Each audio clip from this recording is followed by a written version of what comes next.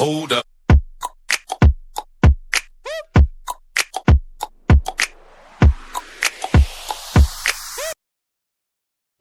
Hi friends, வணக்கம். இன்னொரு review பார்க்க போனால் வெங்கட் பிரபு டைரக்ஷனில் விஜய், பிரசாந்த், பிரபுதேவா, ஸ்னேகா, லைலா, பிரேம்ஜி அண்டு வைபவ் இவங்கெல்லாம் சேர்ந்து நடித்த GOAT the greatest of all time படத்தை தான் பார்க்க போகிறோம். The greatest of all time இந்த படத்தை கதை பார்த்தீங்கன்னா ஸ்டார்டிங்லேயே சொல்கிறேன். இந்த படத்தை நான் ஸ்பாயிலர் ஃப்ரீயாக தான் ரிவ்யூ பண்ண போகிறேன்.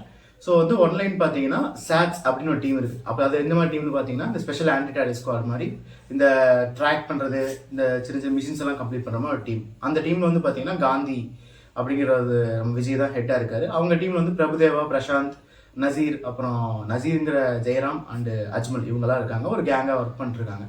இவங்க வந்து பார்த்தீங்கன்னா 2009 மோகன் பிடிக்கிற ஒரு மிஷினில் வந்து ஒரு சின்ன ஒர்க் பண்ணுறாங்க. அந்த ஒர்க்கில் மோகன் செத்து போயிட்டாருன்னு நம்புறாங்க.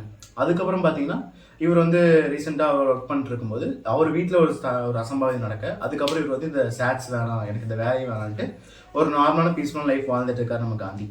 அப்படி இருக்கும் பார்த்தீங்கன்னா எதிர்பாராத விஷயமா அவர் சின்ன வயசுல தொலைஞ்சு போன, இறந்து போயிட்டா நினைச்ச ஒரு மகன் திரும்பி அவர் கிடைக்க, அதுக்கப்புறம் சில விஷயங்கள்லாம் அன்எக்ஸ்பெக்டடாக நடக்க அவர் அந்த விஷயத்தெல்லாம் சால்வ் பண்ணுறதுக்காக ட்ரை பண்ணுறாரு. அது சால்வ் பண்ணுற முயற்சியில் என்ன நடந்துச்சு, அந்த விஷயத்துக்கு விஜய் எப்படி ஹெல்ப் பண்ணாரு, சின்ன விஜய் அப்படிங்கிற மாதிரி சின்ன சின்ன ஒரு நல்ல சர்ப்ரைஸ் எலிமெண்ட்ஸ்லாம் இருக்க ஒரு கமர்ஷியல் பேக்கேஜ் தான் இந்த கோட் அப்படின்னு சொல்லலாம். முடிஞ்ச அளவுக்கு இந்த கதையை நான் ஸ்பாயிலர்ஸில் தான் உங்களுக்கு சொல்லியிருக்கேன். படம் பார்த்தீங்கன்னா இன்னும் கொஞ்சம் நிறைய விஷயங்கள் ஆட் ஆகி தான் இருந்துச்சு படத்தில். படத்தோட மிகப்பெரிய ப்ளஸ் என்னன்னு பார்த்தீங்கன்னா நம்ம ஸ்டோரி ட்ரைலரு, அந்த போஸ்ட்லாம் டீக் அவுட் பண்ணிட்டு ஒரு ஸ்டோரி வச்சுன்னு தெரியுமா, அந்த ஸ்டோரியவே இல்லாமல் ஒரு கதை எடுத்துகிட்டு போயிருந்தா ஒரு நல்ல விஷயம் சொல்லலாம். இந்த ஸ்டோரியை பார்த்துட்டு ஜெமினி மேன் ஸ்டோரி, இது வந்து டைம் ட்ராவலு, ஐயோ இது வந்து க்ளோனிங் மூவி அப்படின்னு நம்ம சொல்லி நிறைய விஷயம் சொல்லியிருந்தோம். அப்புறம் வந்து பார்த்தீங்கன்னா 4 பேர் இருக்காங்க ஸ்குவாடில். ஒரு பிரசாந்த் இல்லாட்டினா அஜ்மல் 2 பேர்த்துல யாராவது துரோகியாக இருப்பாங்க, விஜய் முதல் ஒத்து போகிறாங்க. அந்த மாதிரி நம்மளாம் நிறையா தியரி போட்டு நம்ம ஒரு கேல்குலேஷன் பண்ணிட்டு ஒரு மூவிக்கு போயிருந்தோம். அந்த எந்த விஷயமே இல்லாமல் விபி கரெக்டாக ஹேண்டில் பண்ணி சொல்லலாம். ஒரு 3 ஹார்ஸ் பக்கம் ரன்னிங் டைம், 3 ஹார்ஸ் 5 மினிட்ஸ் படம் ஓடுது ப்ளூபர்ஸ்லாம் சேர்ந்து. ஒரு படம் பார்க்கும்போது இந்த சிவாஜி அவர் சொன்ன மாதிரி தான், சிவாஜி படம்லாம் பார்த்தீங்கன்னா 3 ஹார்ஸ் தான் இருக்கும். படத்தில் இடையில வந்து நிறையா ஸ்லோ சீன்ஸ் எல்லாம் இருக்கும். பட் இந்த ஸ்லோ முடிஞ்சோடனே இந்த ஹை சீன்ஸ் எல்லாம் சூப்பர் ஹையாக எலிவேட் பண்ணிட்டு போகிறதுனால அந்த ஸ்லோவாக இருக்க இந்த சில விஷயங்கள்லாம் குறைக்க தெரியாது. அதே மாதிரி ஒரு படத்தை எடுத்திருந்தாலே சொல்லலாம். விபி பார்த்தீங்கன்னா ஸ்டார்டிங் சீனில் கதைக்கள் ஆரம்பிச்சது, கதையோட டைவர்ஷனே இல்லாமல் ஒரு 3 ஹார்ஸுமே படம் வந்து சூப்பராக தான் ஓடிட்டு இருந்துச்சு. எக்ஸப்ட் இந்த ஸ்பார்க் சாங் மட்டும்தான். அந்த ஸ்பார்க் சாங் மட்டும்தான் வேண்டாம் இருப்போ ஒரு தேவையில்லாத அணியை வச்ச மாதிரி இருந்துச்சு. அந்த அளவுக்கு அதாவது பிளேஸ் பண்ணதும் பார்த்தீங்கன்னா ஒரு சீரியஸான சீனில் படார்னு கட் பண்ணிட்டு போனது வந்து பார்த்தீங்கன்னா ஒரு இந்த இடத்துல மாதிரி அதை மட்டும் கொஞ்சம் கட் பண்ணிக்கலாம்னு தான் தோணுச்சு. மிச்சப்படி எந்த சீனுமே தேவையில்லாத சீன்ஸாக இல்லை.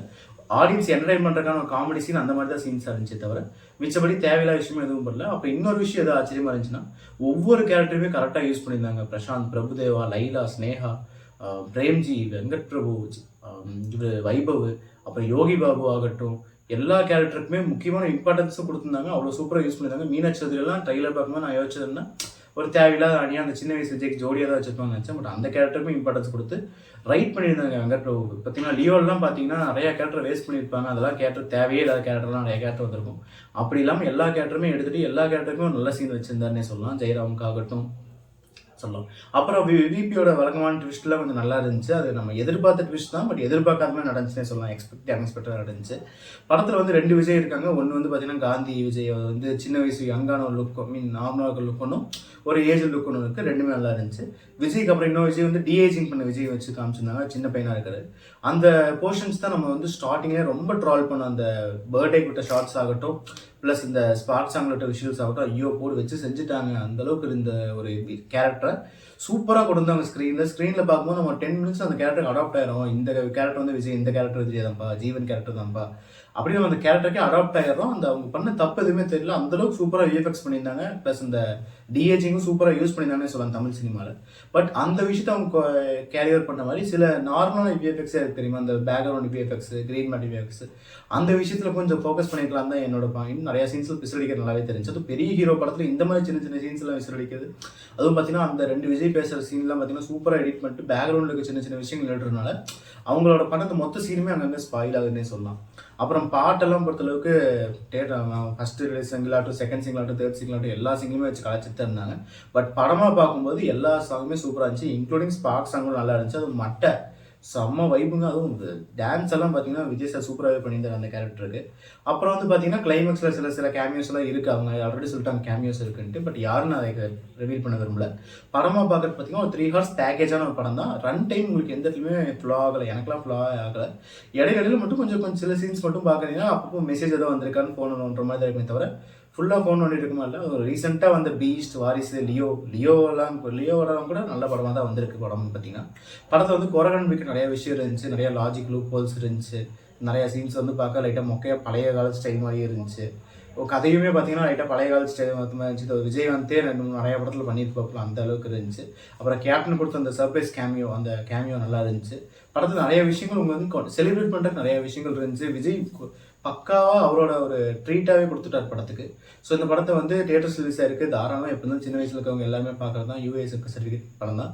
பட் ஆடியன்ஸ் எல்லாருமே பார்க்கலாம். ரத்தம் தெரிக்கிற மாதிரி 2-3 ஷார்ட்ஸ் மட்டும்தான் இருக்கே தவிர மிச்சபடி காமெடியான ஒரு படம் தான். ஓகே, இந்த படம் வந்து பார்த்தீங்கன்னா எனக்கு ஒரு விஷயம் ஆசை வச்சுன்னு பார்த்தீங்கன்னா, விஜய்கிட்ட மட்டும்தான் ஒரு நல்ல நெகட்டிவ் ஷேட் ரோலே இல்லையே அப்படின்னு நான் நிறைய டைம் ஃபீல் பண்ணியிருக்கேன். அஜித்துக்கு வந்து பார்த்தீங்கன்னா மங்காத்தா இருக்குது, ரஜினி, கமல் எல்லாத்துக்குமே ஒரு கேரக்டர் இருக்குது வில்லனாக பண்ணுறதுக்கு.